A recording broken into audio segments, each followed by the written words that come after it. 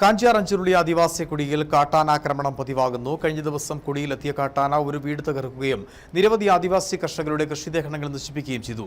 ലക്ഷങ്ങളുടെ നാശനഷ്ടമുണ്ടായിട്ടും വനംവകുപ്പ് ഒരു നടപടിയും സ്വീകരിക്കുന്നില്ലെന്നും ആരോപണമുണ്ട്.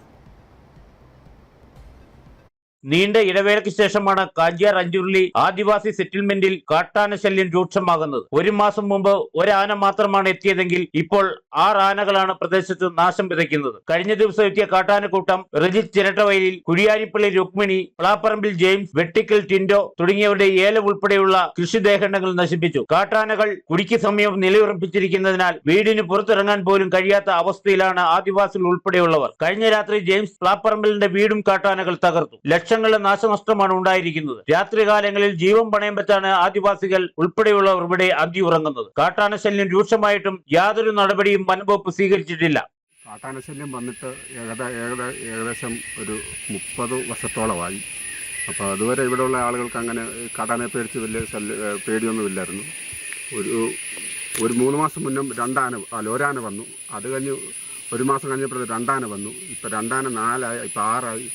അതുകൊണ്ട് ഇപ്പോൾ ഞങ്ങൾക്ക് കോളനിയുടെ അടുത്ത് ഒരു 50 മീറ്റർ അകലെ ഇന്നലെ വെളുപ്പിന് 6 മണിയൊക്കെ ആയപ്പോൾ തന്നെ ആന വന്ന സ്ഥിതി ഉണ്ട്. അപ്പോൾ അതുകൊണ്ട് കോളനിവാസികൾ മൊത്തം പരിഭ്രാന്തരായിട്ട് ഇരിക്കുന്നൊരവസ്ഥയാണ് ഉന്നയിച്ചതാണ്.